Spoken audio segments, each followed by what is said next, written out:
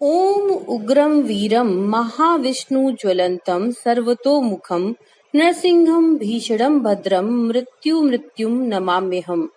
अर्थात, हे क्रुद्ध, हे शूरवीर महाविष्णु, आपकी ज्वाला एवं ताप चतुर्दिक फैली हुई है।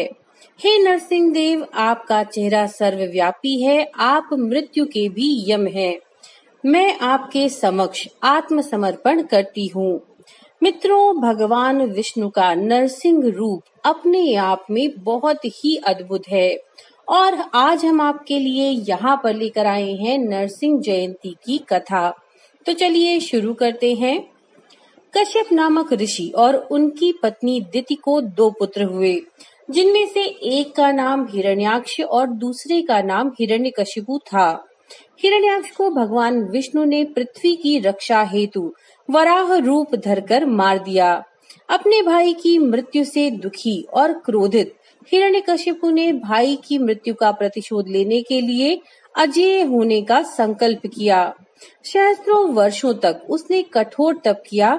उसकी तप से प्रसन्न होकर ब्रह्मा जी ने उसे अजेय होने का वरदान दिया। वरदान प्राप्त करके उसने स्वर्ग पर अधिकार कर लिया, लोकपालों को मारकर भगा दिया और स्वतः संपूर्ण लोकों का अधिपति हो गया। देवता निरुपाय हो गए थे।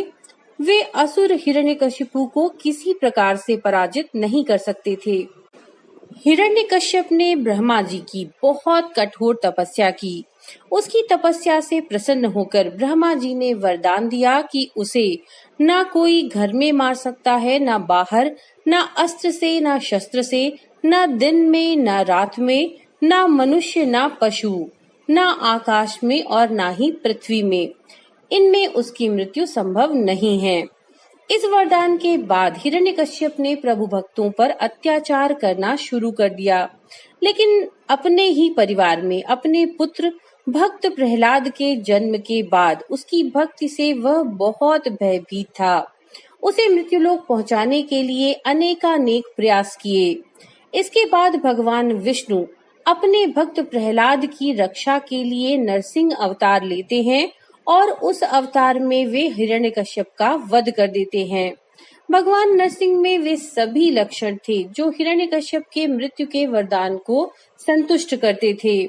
भगवान नरसिंह द्वारा हिरण्यकश्यप का नाश तो हुआ, लेकिन उसके बाद एक और बड़ी समस्या खड़ी हो गई।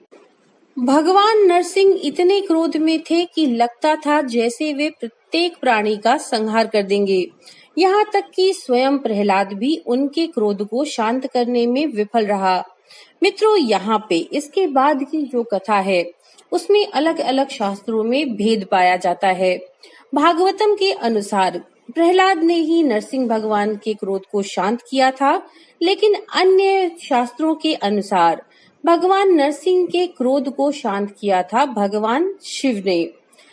क्योंकि इसके बाद सभी देवता भयभीत होकर भगवान ब्रह्मा की जब शरण में गए, तब परमपिता ब्रह्मा उन्हें लेकर के भगवान विष्णु के पास गए और उनसे प्रार्थना की कि वे अपने अवतार को शांत कर दें, किंतु भगवान विष्णु ने ऐसा करने में अपनी असमर्थता जताई। भगवान विष्णु ने सबको भगवान शंकर के पास चलने की सलाह दी। उन्होंने कहा कि भगवान शिव उनके आराध्य हैं, इसीलिए केवल वही नरसिंह के क्रोध को शांत कर सकते हैं। और कोई उपाय न देखकर सभी भगवान शंकर के पास पहुँचे। देवताओं के साथ स्वयं परमपिता ब्रह्मा और भगवान विष्णु के आग्रह पर भगवान शिव नरसिंह के क्रोध को शांत करने के लिए उनके समक्ष पहुँचे, किंतु उस समय तक भगवान नरसिंह का क्रोध सभी सीमाओं को पार कर गया था।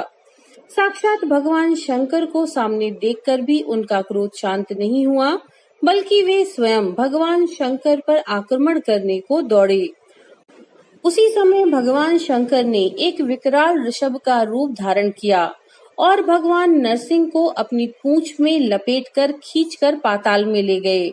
काफी देर तक भगवान शंकर ने भगवान नरसिंह को वैसे ही अपने पूंछ में जकड़ कर रखा। अपनी सारी शक्तियों और प्रयासों के बाद भी भगवान नरसिंह उनकी पकड़ से छूटने में सफल नहीं हो पाए। अंत में शक्तिहीन होकर उन्होंने ऋषभ रूप में भगवान शंकर को पहचाना, तब उनका क्रोध शांत हुआ।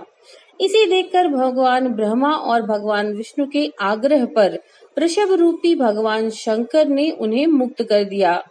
इस प्रकार देवताओं और प्रहलाद के साथ ही साथ सभी सतपात्रों को 2 महान अवतारों के दर्शन हुए। तो मित्रों, ये थी नरसिंह जयंती की कथा। नमो नारायण।